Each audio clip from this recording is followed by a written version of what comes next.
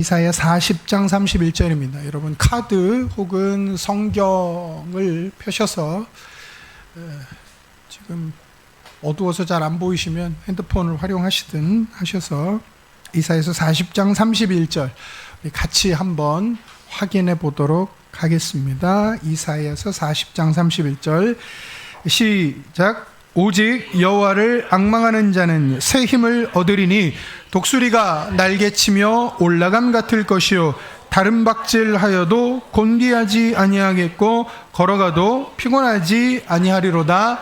아멘. 아멘. 이번 주 말씀은 같은 이사야서인데요, 조금 뒤로 넘어가서 59장 1절입니다. 이번 주는 이사야서 59장 1절입니다. 이번 주 1절, 다음 주 2절 이렇게 저희가 이제 확인할 텐데요. 이사야서 59장 1절의 말씀 같이 한번 성경을 가지고 확인하도록 하겠습니다. 시작. 여호와의 손이 짧아 구원하지 못하심도 아니요 귀가 둔하여 듣지 못하심도 아니라. 아멘.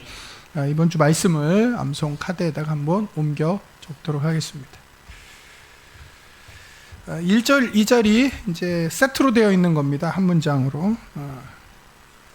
그래서 어차피 다음 주에 2절을 암송하셔야 되기 때문에 1절 말씀을 읽고 나서 뭔가 어색하다 하시는 분들은 2절까지도 함께 읽으면서 1절, 2절 보시기 바랍니다. 이사야서는 하나님의 이스라엘이 이제 남북으로 분단되어진 이후에 남유다에게 하나님이 주시는 말씀인데, 하나님이 능력이 없어서 힘이 없어서 너네들을 구원 못하는 게 아니다. 제대로 알아야 된다. 문제는 하나님한테 있는 게 아니라 하나님을 신뢰하지 않는 당신들에게 있다. 이제 이 이야기입니다. 우리가 교만하여서 하나님을 신뢰하지 않기 때문에 혹은 못하기 때문에 하나님의 구원하심이, 하나님의 일하심과 능력이 우리에게 인지되지 않는 거다. 우리가 그걸 밀어내고 거부하는 거다. 하나님이 구원을 못한다거나 안 하시는 게 아니다. 이제 이 이야기를 하나님이 이사야 선지자를 통해서 하십니다. 그러니까 우리가 어디로 가야 되는지, 뭘 깨달아야 되는지, 뭘 봐야 되는지 이것을 외치고 있는 내용입니다. 혹시나 한 주간 어떻게 보면 오늘 우리가 나누게 될 말씀과도 좀 연결이 되어지는 부분인데, 한 주간 우리의 삶에 어떤 상황과 어떤 일들이 있든지 하나님의 능력이 없다, 하나님이 나와 상관이 없다라는 위협이나 불안한 마음들이 혹시나 우리의 생각들을 공격할 때 이 말씀을 붙잡고 기도하기를 소망합니다. 59장 1절 한 번 더 확인해 보도록 하겠습니다. 시작. 여호와의 손이 짧아 구원하지 못하심도 아니요 귀가 둔하여 듣지 못하심도 아니라. 아멘. 교회 소식 잠깐 말씀드리도록 하겠습니다. 돌아오는 토요일날 붕어빵 전도가 예정되어져 있고요. 5월달까지 온가족 신방이 진행 중입니다. 그래서 아직 날짜를 결정하지 못하신 분들은 날짜를 결정하셔서 교회와 상의해 주시기를 부탁드리고요. 6월 마지막 주 토요일, 그러니까 6월 27일 날 이제 캄보디아 사역을 이제 출발을 합니다. 그래서 이제 7월 그 다음 화요일이니까 또 날짜가 갑자기 헷갈리네. 7월 7일인가 6일인가 그때 이제 끝나게 되어지는데요. 통상적으로 저희가 가게 되어지면 저 혼자 가든 우리 팀이 가든 주일은 되게 이제 한 번만 이제 끼고 이제 움직이게 되어지는데, 이번 같은 경우에는 레아스마이 전사님이 애당초 이번 사역을 놓고 한국에 올 걸 이제 대비하면서 2주를 설교를 좀 메꿔주면 너무 좋겠다, 이런 부분들을 놓고 있었기 때문에. 근데 이제 사실은 교회적으로는 제가 설교를 2번 다 빼는 거는 조금 부담스러운 일이기도 하고, 그래서 그걸 좀 추이를 놓고 기도하고 있는 와중에 목보리 선교사님이 안식년을 나오셨고, 그러면 우리가 6월 마지막 주에 가고 선교 보고도 하고 설교도 하면 안 되겠냐? 그럼 그러셔라. 그래갖고 이제 사역이 결정된 겁니다. 그래서 여러분들이 지금 계속 준비를 해가는 와중에 있고요. 하나씩 구체화시켜가는 와중에 있습니다. 특별히 이번에는 이제 옥보리 선교사님 쪽의 사역지하고 이제 한대희 선교사님 여기 짜옥내 교회를 비롯한 사역지 양쪽에서 세미나가 각각 서로 다른 내용들로 이제 4일에 걸쳐서 쭉 진행이 되어집니다. 그래서 여러분들이 기도해 주시고, 특히나 이제 여기 산속하고 뿐누 옥보리 선교사님 교회 같은 경우에는 중학생들, 고등학생들을 데리고 캄보디아 기독 청소년들을 중심으로 하는 너무 거창한데 데이트 세미나를 저보고 하래요. 한국에 있는 중학생들 데리고 해도 지금 저의 상황에서 고민을 많이 해야 할 마당에 캄보디아 중학생들을 데리고, 어느 나라 가나 중학생은 쉽지 않거든요. 근데 그걸 지금 해야 되는 상황입니다. 그래서 짜옥내 거는 세팅이 끝났는데 뿐느하고 여기 이제 센소 그때 이제 공부방 저희들 갔었잖아요. 그 태양열 달아주러 간 그 동네가 뿐누고, 저희가 이제 오후에 동네 쭉 돌면서 레크레이션하고 이제 영어 공부방 했던 게 센속인데, 그 양쪽에 이제 친구들과 함께 요 시간들을 가져야 됩니다. 그래서 요거는 지금 세팅 중에 있어요. 제가 이거를 포맷을 다 잡고 내용을 했다가 다 없고 지금 다시 수정 중에 있습니다. 이건 좀 아니다 싶어갖고 지난 토요일 날 선교사님 만나서 이야기를 하면서 다시 이걸 조금 수정하는 작업을 이제 또 다시 시작했습니다. 그래서 여러분 계속해서 같이 기도해 주셨으면 좋겠고요. 요거 이제 교재하고 짜옥내 거 지금 레아스마이 전사님이 번역하고 있는데 본인이 괜찮다고 그래갖고는 하고는 있는데 중간고사 기간이랑 겹쳐서 진짜 괜찮은지는 모르겠어요. 그래서 번역하는 레아스마이 전사님 위해서 기도해 주시고, 또 레아스마이 전사님이 없기 때문에 이번에는 이제 로타 집사님이 통역을 하시는데, 로타 집사님은 로타 집사님대로 걱정이에요. 본인이 통역이 빵꾸나면 안 되니까 설교도 미리 보내달라, 2주짜리 빨리 보내달라, 강의안도 빨리 보내달라. 그래서 그걸 빨리 보내달라고 그래갖고 6월달 7월달 2주치 설교는 벌써 다 준비를 해서 보내줬어요. 준비하시라고. 그래서 지금 로타 집사님도 열심히 또 준비하고 계시고, 그래서 계속 기도해 주시면 좋겠고요. 요즘 유류비가 많이 올라서 그 제가 아는 교회 어떤 선교팀은 그 그러니까 작년 11월에 티켓팅을 했는데 출발하기 얼마 전에 돈을 좀 더 내라 그래갖고 더 내고 갔다는 거예요. 근데 이제 혹시나 저한테도 그런 문자나 카톡이 오지 않을까 긴장하고 있는데, 뭐 비행기 편만 사라지지 않으면 문제는 없다 이 생각을 하고 있는데, 그 부분을 놓고도 여러분 계속 사역의 과정 중에 기도해 주시고, 그리고 이제 내년에 캄보디아를 작년에 우리가 팀으로 갔다 왔고, 저희가 이제 한 해에 한 번씩 퐁당퐁당 움직이지 않습니까? 그래서 내년에 캄보디아 갈 거에 대해서도 여러분들이 좀 소망을 가지고 미리미리 기도하면서 은혜 구하면서 준비해 주시면 좋겠다, 더불어 말씀을 드립니다. 자, 말씀 한번 찾도록 하겠습니다. 오늘 저희들이 함께 나누실 말씀은 구약성경 창세기 41장 37절에서 45절까지의 말씀입니다. 구약성경 창세기 41장 37절에서 45절. 저희가 요셉의 이야기를 계속해서 보고 있습니다. 구약성경 창세기 41장 37절에서 45절. 다 찾으신 줄 알고 제가 읽겠습니다. 바로와 그의 모든 신하가 이 일을 좋게 여긴지라. 바로가 그의 신하들에게 이르되 이와 같이 하나님의 영에 감동된 사람을 우리가 어찌 찾을 수 있으리요 하고 요셉에게 이르되 하나님이 이 모든 것을 내게 보이셨으니 너와 같이 명철하고 지혜 있는 자가 없도다. 너는 내 집을 다스리라. 내 백성이 다 내 명령에 복종하리니 내가 너보다 높은 것은 내 왕자뿐이니라. 바로가 또 요셉에게 이르되 내가 너를 애굽 온 땅의 총리가 되게 하노라 하고 자기의 인장 반지를 빼어 요셉의 손에 끼우고 그에게 세마포옷을 입히고 금사슬을 목에 걸고 자기에게 있는 버금수레에 그를 태우매 무리가 그의 앞에서 소리 지르기를 엎드리라 하더라. 바로가 그에게 애굽 전국을 총리로 다스리게 하였더라. 바로가 요셉에게 이르되 나는 바로라.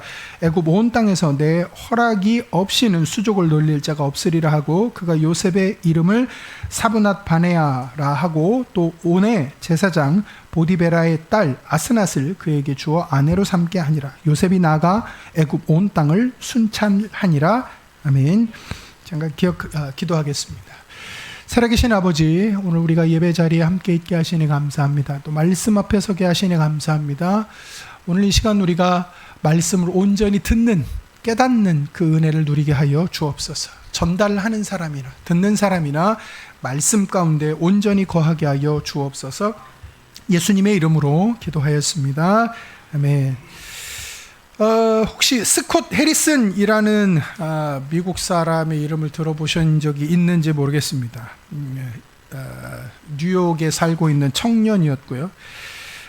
잘 나가는 나이트 프로모터였습니다.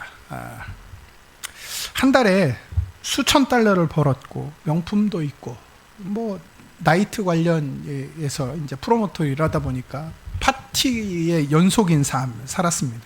그래서 이 사람의 겉모습을 보면 굉장히 화려하고 성공한 인생이죠. 근데 본인 스스로는 굉장히 속이 허하고 텅 빈 공허한 그 방탕한 생활을 10년 동안 살았습니다. 그래서 28살의 나이에 이렇게 고백합니다. 나는 지금 겉으로는 어떨지 몰라도 영적으로, 도덕적으로 완전히 파산한 상태다. 겉으로는 화려해 보일지 모르지만 내 속은 완전히 철저히 무너졌다. 근데 이것이 본인에게 깨달아지고 마음에 큰 부담과 짐으로 오는 그 시점에, 그러니까 완전히 바닥을 본인이 찍고 있을 그 시점에 이분이 굉장히 주변 사람들 보기에 충격적인 결정을 하나를 내립니다. 본인에게 주어졌던 그런 모든 수입이나, 물론 이제 이 내면에 썩어가고 있음, 공허함은 다른 사람은 모르고 본인만 알고 있으니까 아무런 문제 없이 화려하게 잘 나가고 있던 그 모든 것을 다 내려놓고 서아프리카 라이베리아의 병원선 있죠? 병원, 저기 뭐지? 배가 병원인 그 배들이 있어요. 이렇게 타고 봉사하는, 거기에 이제 기간마다 신청해서 가는, 아마 찾아보시면 그거 관련된 우리나라 다큐도 이제 있는데, 여튼 그 병원선에 봉사를 하기 위해서 탑승을 합니다. 그런데 그 병원선을 타고 이곳저곳을, 특별히 이제 아프리카 인근을 다니면서 오염된 물 때문에 피부병, 그리고 실명, 구루병, 이렇게 몸이 굽는 거 있잖아요. 그런 병들 때문에 신음하고 죽어가는 수많은 생명들을 목격하게 됩니다. 우리는 쉽게 생각하기에 왜 굳이 더러운 물을 마시냐, 그럴 수 있는데 그런 물을 떠다 주는 엄마 아빠도 이게 굉장히 고통인 거예요. 그걸 먹으면 병이 걸린다는 걸 알아요.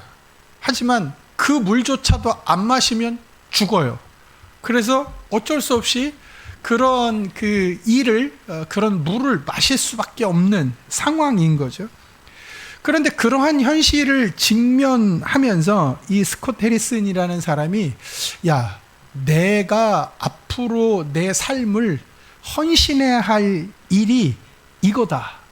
그래서 병원선의 자원봉사가 끝난 다음에 2006년에 체리티 워터라는 재단을 하나 설립합니다. 아마 혹시 뉴스로 이거를 아마 들어보신 분이 계실지 모르겠어요. 체리티 워터.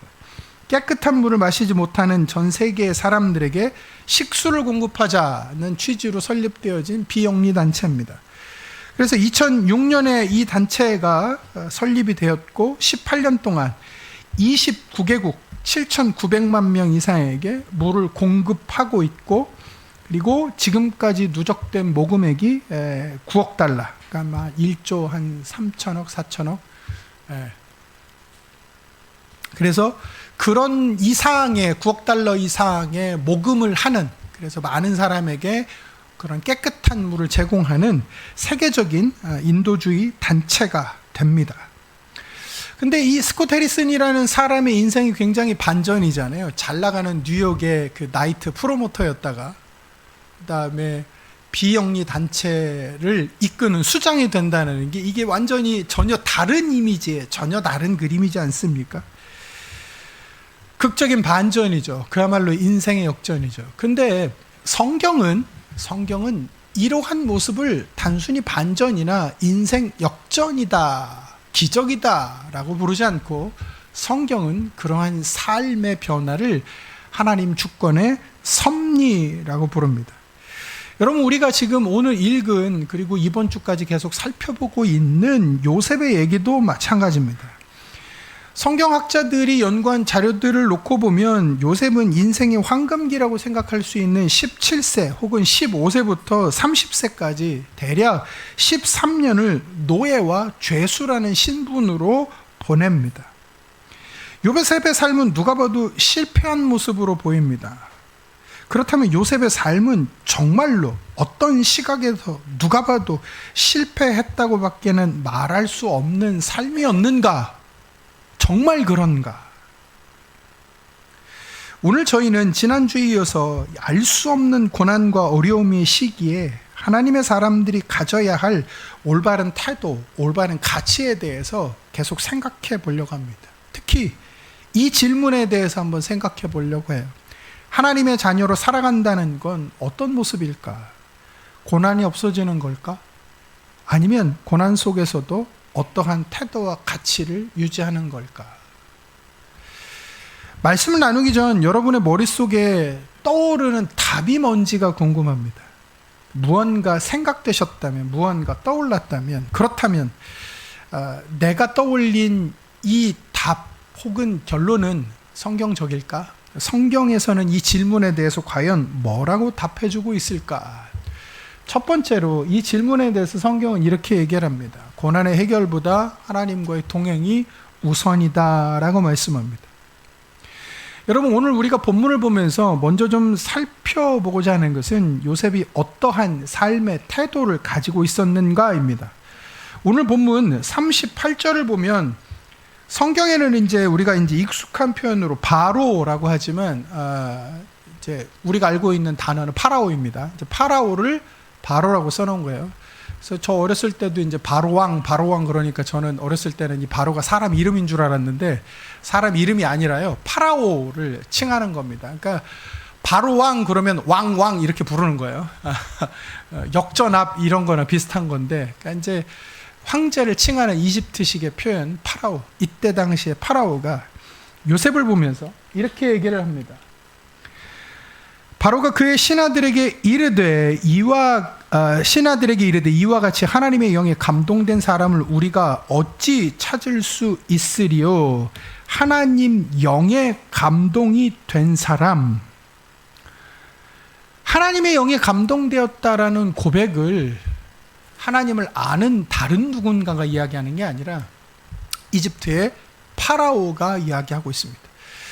여러분, 이집트의 문화를 우리가 이미 학교에서 배워서 알다시피 당시의 파라오는 그냥 인간이 아니라 신의 현현입니다. 신하고 같은 존재예요. 그러니까 파라오 자체가 신으로 추앙받고 인정받을 때입니다. 그러면 그러한 외부적인 시각과 그러한 그 가치관으로 파라오의 위치에 있는 당사자가 본인을 신으로 생각하고 있는, 그리고 그런 신의 영역에서 대접을 받고 있는 파라오가 요셉을 보면서 뭐라고 얘기하냐면 하나님의 영에 감동되었다라는 고백을 하는 것이죠.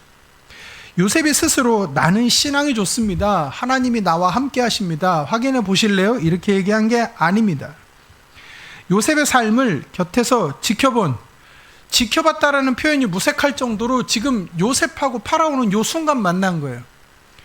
우리가 이전의 상황을 읽지는 않았지만 우리가 지난주에 본문에서 감옥에 있던 요셉이 감옥에 지금 갇혀있는 술 맡은 떡 맡은 관원장이 꿈을 해석해 주었다, 이 얘기를 했단 말이에요.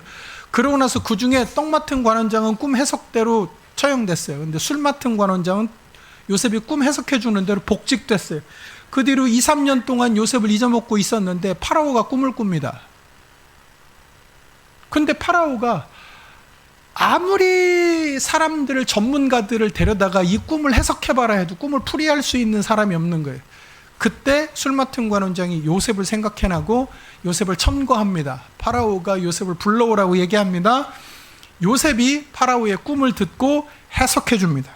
해석했을 뿐만 아니라 그 꿈에 대한 해석의 내용을 바탕으로 앞으로 이집트라는 나라가 이런 상황을 정책적으로 국가의 시책으로 어떻게 대비하고 준비해야 되는지를 쭉 풀어서 대안을 제시합니다. 거기까지 얘기를 해요, 요셉이.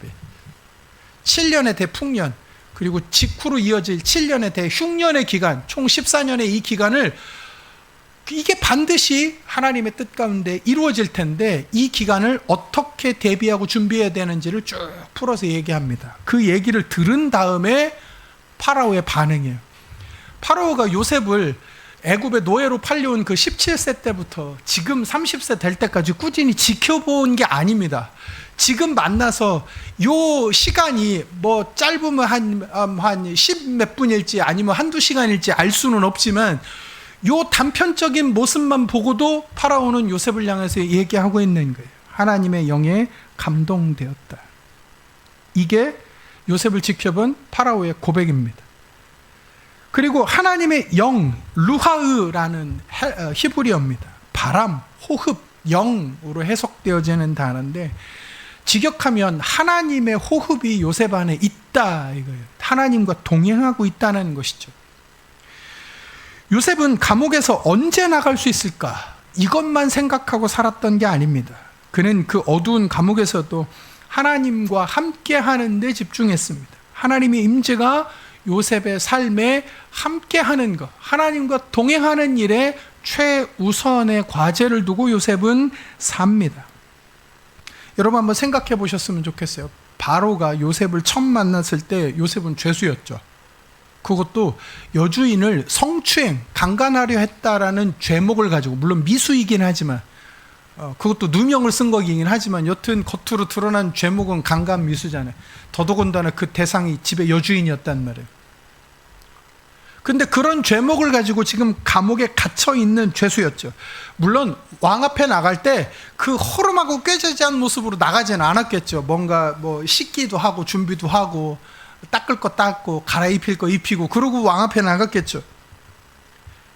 그렇지만 13년 동안 노예로 살고 죄수로 있었던 그 풍파가 얼굴에 또 신체의 여러 가지 상황들에 남아있을 텐데, 그럼에도 불구하고 바로가 요셉을 통해 목격한 건 죄수가 아니라 하나님이었습니다. 요셉의 삶 가운데 동행하고 있는 하나님의 호흡, 하나님의 숨결, 하나님의 영광을 목격합니다.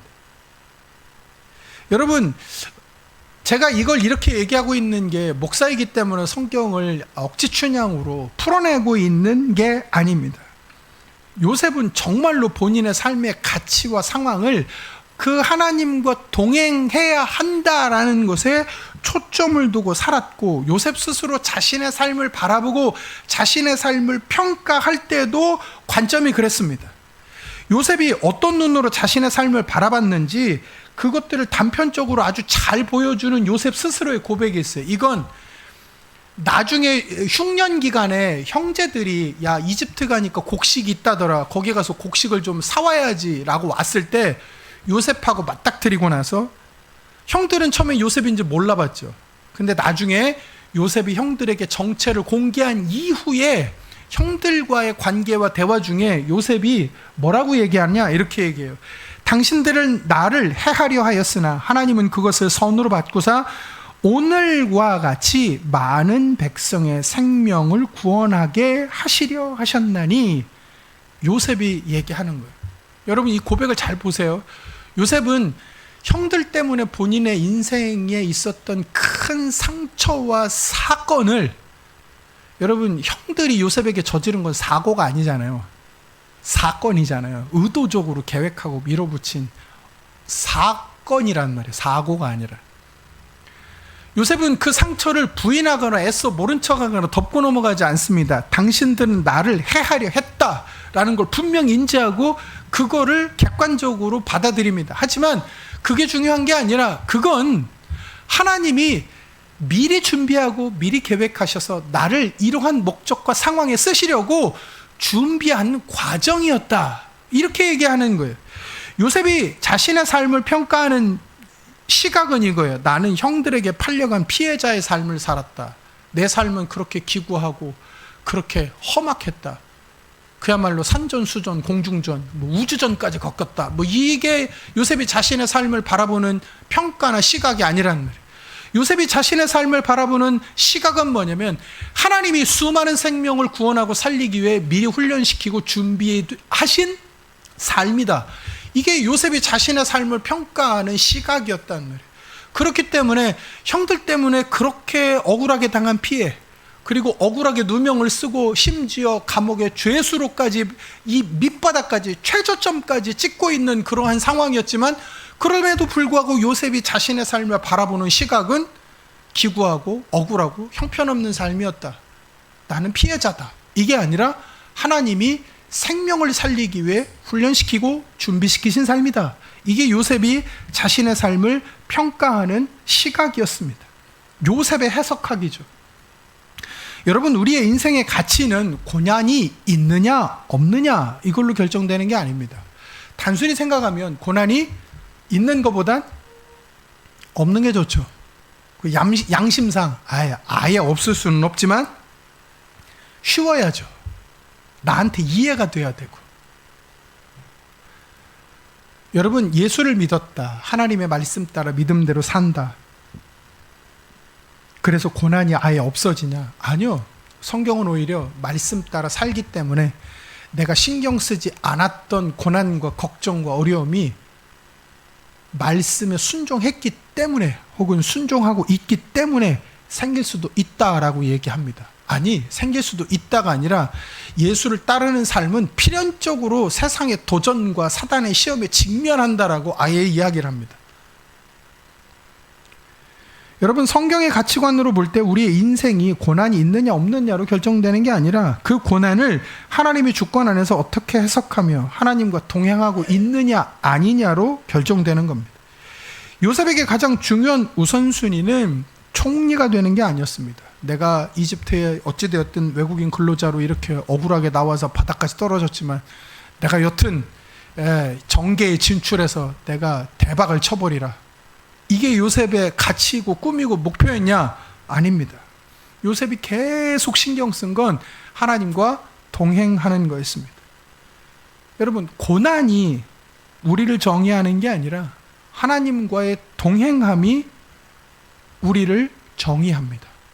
고난이 있느냐 없느냐가 내 삶의 가치를 결정하는 게 아니라 하나님과의 동행이 있느냐 없느냐가 우리의 삶의 가치를 결정합니다. 지금 우리의 인생에 해결되지 않은 고난이 있다면, 그 고난이 마치 감옥처럼 느껴진다면 언제 이게 끝날까? 언제 이게 해결이 될까? 여러분, 근데 답은 없고 지속되어진 어떤 상황들이 있으면 이 질문을 할까요? 안 할까요? 하죠. 왜 안 합니까? 나도 모르게 겉으로 맨날 내뱉든 아니면 속으로 하든. 여러분, 어떨 때는 이런 질문을 나조차 부담스럽고 나조차 싫고 내가 너무 초라해지고 무너지는 것 같아서 내가 의도적으로 되뇌이거나 하지는 않지만 이게 어느 날 갑자기 그야말로 쓰나미 오듯이 내 감정과 생각으로 진짜로 파도처럼 막 밀고 들어올 때가 있어요. 내 의지하고 상관없어요. 좋게 말해서 현타 아니에요, 현타. 별의별 생각이 다 들어요. 이게 도대체 이게 왜 이런 건지, 왜 내가 이런 일을 겪어야 되는지 이유라도 알면 좋겠는데 이유도 없어. 아무리 내가 답을 내려고 언제 끝날까? 좀 빨리 끝났으면 좋겠고, 뭐라도 좋으니까 답이라도 된다 안 된다라도 뭐라도 마침표를 좀 찍었으면 좋겠는데 항상 글쎄 언제 되지? 언제 끝나지? 끄트머리가 안 보여. 그야말로 산 넘어 산이에요. 이거 좀 넘었다 싶으면 뒤에 또 있고 뒤에 또 있고, 뭐 어떻게 되는 건지. 그래서 내 삶이 너무 형편없어 보이고 너무 힘들어 보이고 하나님 살아계시지 않은 것 같고 하나님 나 안 사랑하는 것 같고 하나님 없는 것 같고, 언제 끝나냐 도대체? 나는 왜 이 모양이냐? 그리고 그럴 때 나를 제일 괴롭히는 건 나만 그런 것 같잖아요. 세상은 전혀 문제가 없는데 나만 그런 것 같고, 나만 어려운 것 같고, 나만 없는 것 같고, 나만 안 되는 것 같고, 더 고통스럽고 더 힘들어요. 대인기피증? 뭐 그런 게 괜히 생기는 게 아닙니다. 사람이 싫어요. 우울증? 괜히 생기는 게 아니에요. 우울감을 넘어선 우울증 괜히 생기는 게 아닙니다. 염세주의 괜히 생기는 게 아니에요. 다 소용없고 다 필요 없고. 여러분, 그러나 그럴 때 우리가 그렇기 때문에 더 놓치면 안 되는 건 뭐냐면, 고난이 여전히, 그리고 내가 해답을 내릴 수 없는, 이해할 수 있는 어려움들이 계속되어지지만, 이 상황에서 나는 하나님과 함께 하는가 하지 않는가, 하나님을 붙잡으려 하는가 아닌가, 이 질문이 우선입니다. 하나님과의 동행이 우선순위가 되어야 하고, 그게 저와 여러분의 출발점이 될 수 있어야 됩니다. 저는 저와 여러분 모두가 이 점의 중요성을 깨닫고 하나님과의 동행하기를 최우선 과제로 실행하는 정말로 지혜로운 삶을 사는 자들이 되어지기를 소망하고 축복합니다. 두 번째는 뭐냐면 이겁니다. 동행하는 삶을 통해서 하나님의 지혜가 실현된다는 것이죠. 여러분, 고난의 유무가 아니라 하나님과의 동행의 여부가 우리의 삶의 가치를 결정합니다. 그렇다면 하나님과 동행하는 자의 삶을 통해서 하나님이 뭘 어떻게 하시는가, 보다 정확하게 그 삶의 자리를 통해서 하나님이 어떤 일들을 이루어 가시는가 생각해 볼 필요가 있습니다. 오늘 본문 39절을 보면 이렇게 말씀합니다. 바로가 요셉에게 이르되 하나님이 이 모든 것을 내게 보이셨으니 너와 같이 명철하고 지혜 있는 자가 없다. 명철하고 지혜가 있다. 히브리어로 나본, 하캄이 단어입니다. 쉽게 얘기하면 그야말로 명철 있고 지혜 있다라는 얘기입니다. 단어적으로 똑똑하고 아주 명석하다, 이 얘기죠. 근데 명철하다라고 번역되어진 나본은 상황을 꿰뚫어 보는 분별력을 얘기하는 거고, 하캄은 그 분별력을 현실에서 실제로 실행에 옮길 수 있는 지혜를 얘기하는 겁니다. 그러니까 요셉에게는 문제를 정확하게 진단하고 그에 맞는 해결책을 실행시킬 수 있는 역량이 있었다는 거죠. 여러분, 이 둘 중에 하나만 잘해도 굉장히 뛰어난 사람입니다. 상황을 정확하게 인지하고 이곳의 우선순위는 뭐고 이것의 본질은 무엇이다라고 꿰뚫어 볼 수 있는 거, 굉장히 중요하죠. 더더군다나 일이 시급하고 여기저기 꼬여 있을 때 이렇게 명철하게 상황을 인지하고 정리해내는 거, 이거 굉장한 능력이죠. 그런데 그런 것들을 인지하고 파악해내는 것으로만은 부족합니다. 자, 그러면 어떻게 해야 되느냐? 그러니까 뭘 어떻게 해야 되느냐? 이것도 못지않게 중요합니다.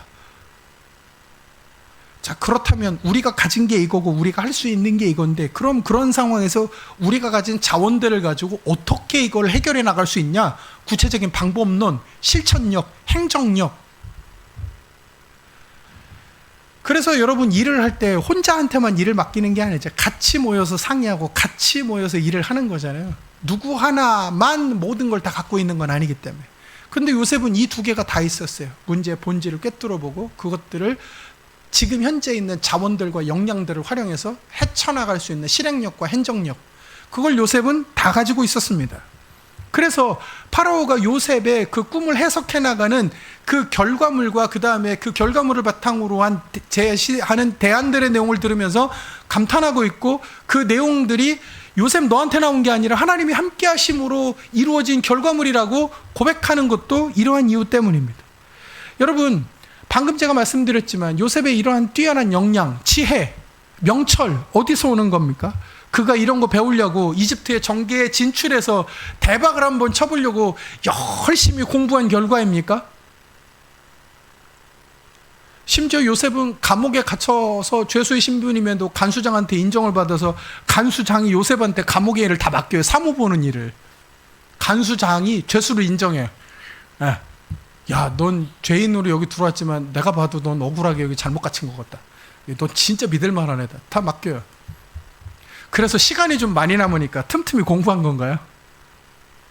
좀 여유도 되고 관리만 해서 감옥에 빵꾸만 안 나면 나한테도 이런 여유가 생기니까 할 일 해놓고 짬나는 시간에는 간수장한테 얘기하고 나 공부 좀 할게요. 군대에서 병장들 공부 많이 하거든요. 나갈 때면 자격증 공부도 하고 뭐 이것도 하고, 병장 되면 짬밥 되니까 이런 거 하거든요.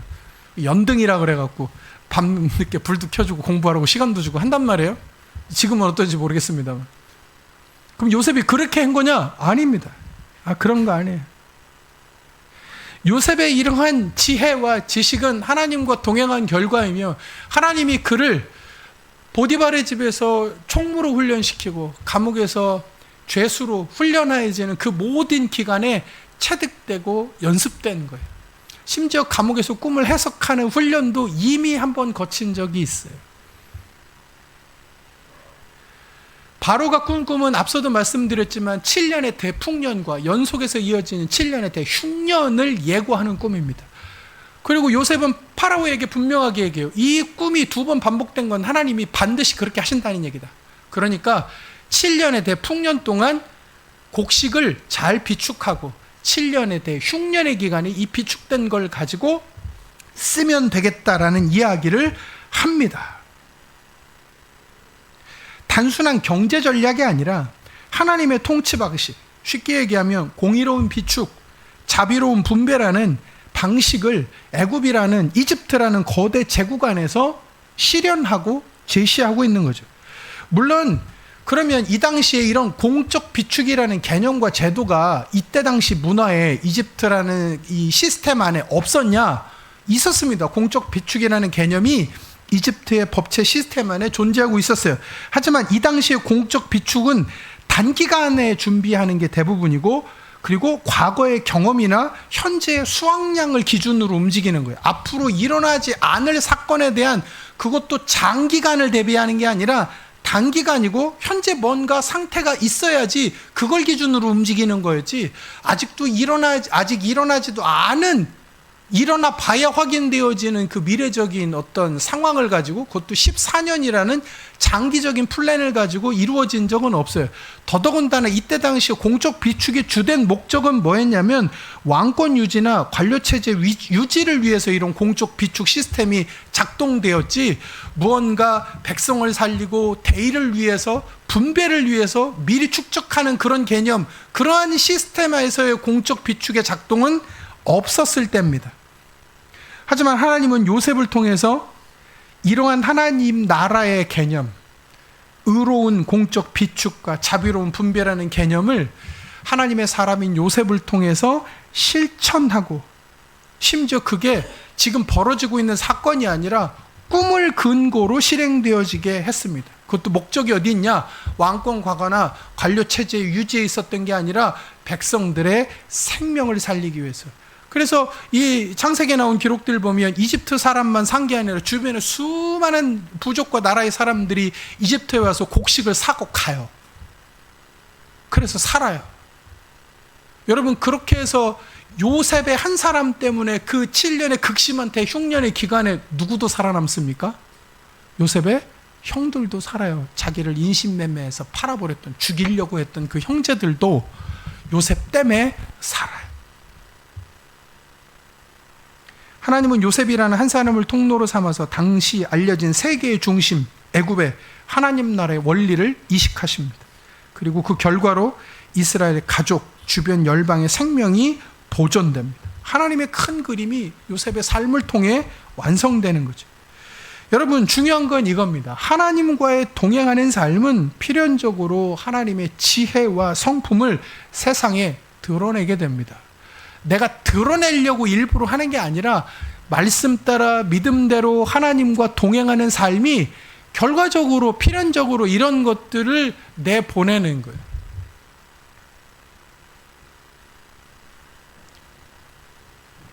봄 되면 벚꽃만 피는 게 아니라 백꽃도 피잖아요. 전 개인적으로 항상 얘기하자면 백꽃을 조금 더 선호하는 편입니다만, 수수하니 더 슴슴하니 이뻐서. 여러분, 배나무에 사과가 달리나요? 아니잖아요. 배나무에는 배 열리고 사과나무에는 사과가 열리고. 그건 당연한 거죠. 당연한 거예요. 하나님과 동행하는 삶엔 하나님이 나타나게 되어지고 하나님의 주권과 하나님의 방식과 성품이 드러나게 되어집니다. 여러분, 갈라디아서 6장 9절은 우리에게 이렇게 말씀합니다. 우리가 선을 행하되 낙심하지 말지니 포기하지 아니하면 때가 이름에 거두리라.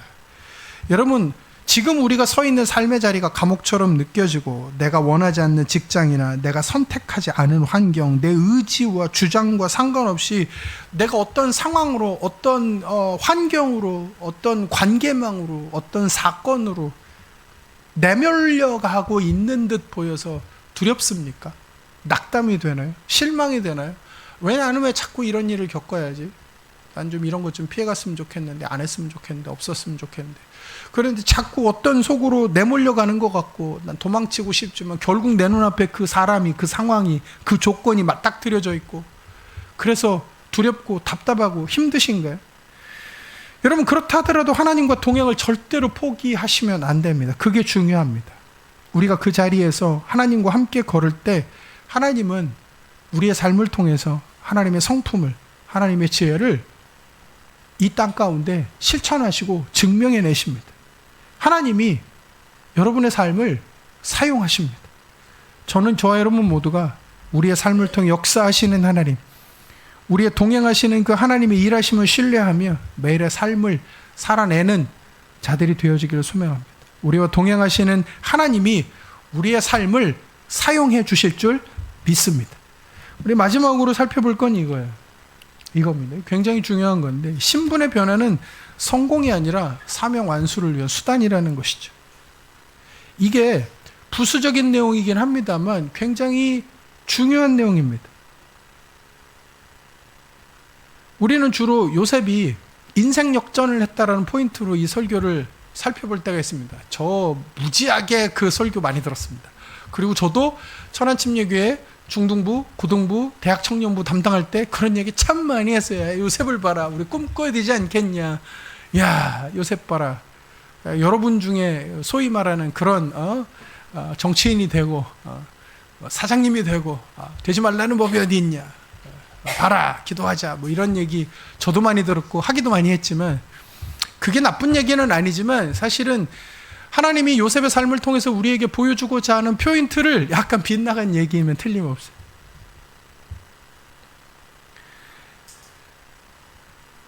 하나님이 요셉을 그 자리에 앉혀놓으신 건 요셉 개인의 영광을 위해서가 아니라 요셉이 감당해야 될 사명이 있기 때문에 그 자리를 맡기신 겁니다.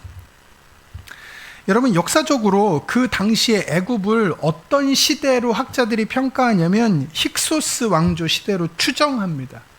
그리고 이 그 애굽의 긴 역사 대목 중에 이 힉소스 왕조 때는 비교적 이방인들에게, 그러니까 지금 기준으로 얘기하면 외국인들에게 열려있던 문화였습니다. 그러니까 요셉은 혈통 자체가 이집트 사람이 아니잖아요. 그러니까 외국인이잖아요. 그런데도 불구하고 물론 파라오가 밀어붙여서 그렇게 될 수도 있지만, 여러분, 모든 역사라는 게 왕 혼자서 정치하는 게 아니지 않습니까? 근데 이런 외국인이 이렇게 정계에 진출해서 그것도 핵심적인 역할을 맡는 거에 대해서 그때 당시 문화나 사회 분위기가 이걸 이상하게 받아들이거나 아주 생경하게 받아들이는 문화는 아니었다는 거죠. 이 힉소스 왕조 때는. 그리고 하나님은 이러한 것들까지 다 계산하신 듯 요셉을 가장 적절한 시기에 가장 영향력 있는 자리에다가 올려 세우십니다. 그래서 오늘 본문을 보면 이렇게 기록하는 거죠. 대단하지 않습니까? 너는 내 집을 다스려라. 이게 보디발이 요셉한테 하는 게 아니라 이집트의 파라오가 요셉한테 하는 얘기입니다.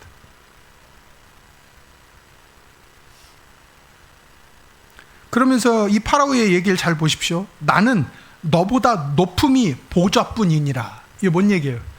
내가 너보다 높긴 높아. 근데 내가 파라오니까 그냥 계급이 그렇고 짬밥이 그래서 내가 파라오니까 너보다 높은 거지. 이 맥락상의 얘기는 뭐예요? 내 권한이나 네 권한이나 내 말이나 네 말이나 뭐하다는 거예요? 똑같다는 거예요. 이것은 요셉 개인의 출세가 아닙니다. 하나님께서 다가올 대기근으로부터 수많은 생명을 보존하시기 위해서 요셉에게 애굽의 시스템을 움직일 수 있는 법적 전권을 부여하시는 과정입니다. 바로는 요셉한테 오늘 본문을 보면 세 가지를 줍니다. 인장 반지, 그러니까 이제 쉽게 얘기하면 이제 옥새 같은 거예요. 모든 결정권을 이렇게 할 수 있는 반지. 그다음에 세마포 옷, 금사슬.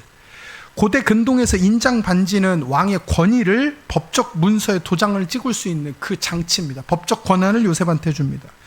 세마포는 왕실의 고위관직의 공식 복장이었습니다. 그리고 금사슬은 총리직을 나타내는 일종의 이제 임직패 같은 거죠.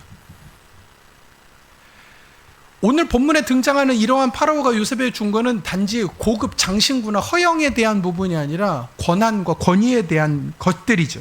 요셉에게 이 모든 것은 하나님의 사명을 완수하기 위한 직무상의 도구였습니다.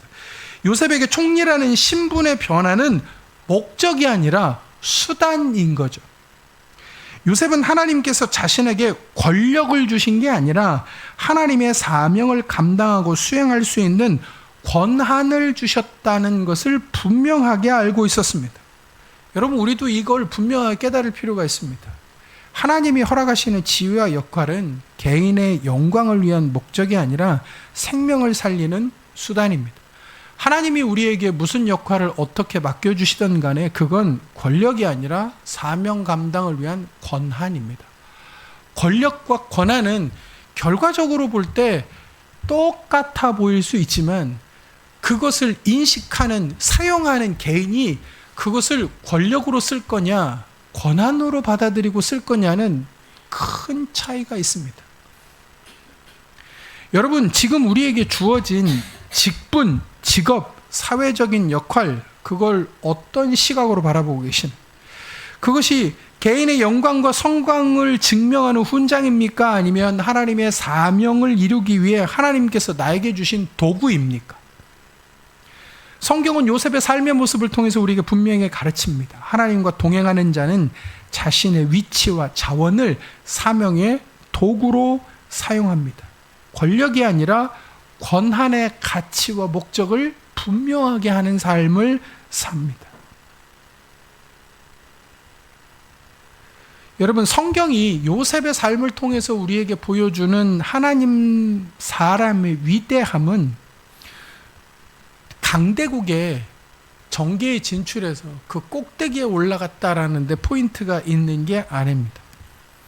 그의 삶이 구덩이에서도, 보디발의 집에서도, 감옥에서도 하나님과 동행함을 포기하지 않고 분명히 그 삶에도 힘든 감정의 기복이나 여러 가지 상황들이 오고 갔겠지만, 그래서 요셉도 자기가 꿈풀이해준 관원에게 자기를 부탁하잖아요. 나 좀 잊어먹지 말고 잘 봐달라고. 그게 이상한 게 아니에요. 우리의 삶에 뭐라도 좀 붙잡고 싶은 심정, 이 답답한 상황을 어떻게 해서라도 좀 풀어내고 싶은 그 시도 너무 당연하고 자연스러운 거죠. 그럼에도 불구하고 우선순위에서 놓치지 않고 그것들을 잃어버리지 않으려고 몸부림쳤던 건 하나님과 동행하는 겁니다. 그래서 하나님은 그 삶을 통해 하나님의 하나님의 성품을 이 땅 가운데 실천하고 실현하시는 거죠. 여러분, 하나님과의 동행을 최우선으로 해야 합니다. 그리고 그 동행 속에서 하나님께서 우리에게 주시는 지혜들을 구할 필요가 있습니다. 왜냐하면 그걸 통해서 하나님이 우리에게 일하시고 그것들을 드러내시니까요. 그리고 또 잊어버리지 말아야 될 건, 하나님이 우리에게 부여하신 건, 그리고 우리가 초점으로 둬야 하는 건 권력이 아니라 권한이라는 것. 하나님이 나에게 무엇을 어떤 형태로 맡기셨든지 간에 그건 나 개인의 영광과 영달을 위한 권력이 아니라 사명 완수를 위한 권한이고 도구라는 사실들을 우리가 깨닫기를 소망합니다. 여러분, 혹시나 지금 내 삶에 어떤 모습으로든지 해결되지 않는 어려움과 답답함들이 있습니까? 그렇다면 그 자리가 하나님과 가장 깊이 동행할 수 있는 자리입니다. 우리가 주님과 함께 걷는다면 우리의 가장 어두운 터널조차도 하나님이 생명을 구원하시는 위대한 사역지로 변하게 될 것입니다. 고난의 유무보다 중요한 건 하나님과의 동행이라는 사실을 명심하고 그 사실을 붙잡는 저와 여러분이 되어지기를 소망하고 축복합니다. 기도하겠습니다. 살아계신 아버지, 오늘도 우리를 이 자리에 부르셔서 예배하게 하시고 말씀을 듣게 하시니 감사합니다. 아버지 우리를 부르셨사오니 아버지 하나님과 동행하는 삶을 살게 하시고, 우리를 부르셨사오니 아버지께서 우리에게 맡기신 사명을 온전히 감당하는 우리가 되게 하여 주옵소서. 이젠 우리 주 예수 그리스도의 은혜와 살아계셔서 역사하시는 아버지 하나님의 그 크신 사랑하심과 성령 하나님의 역사하심과 인도하심이 오늘 예배를 드리며 어떤 말씀을 함께 나누며 아버지께서 우리를 부르시고 세우는 그 방향과 목적과 가치들을 깨닫고 어떤 상황이 되었든지 아버지 하나님과 동행하는 삶을 살기를 마음속으로 다짐하는 은혜 가득한 교회 모든 지체들의 삶의 자리 가운데 지금부터 영원토록 함께 계시기를 예수 그리스도의 이름으로 간절히 축복하며 기도하였습니다. 아멘.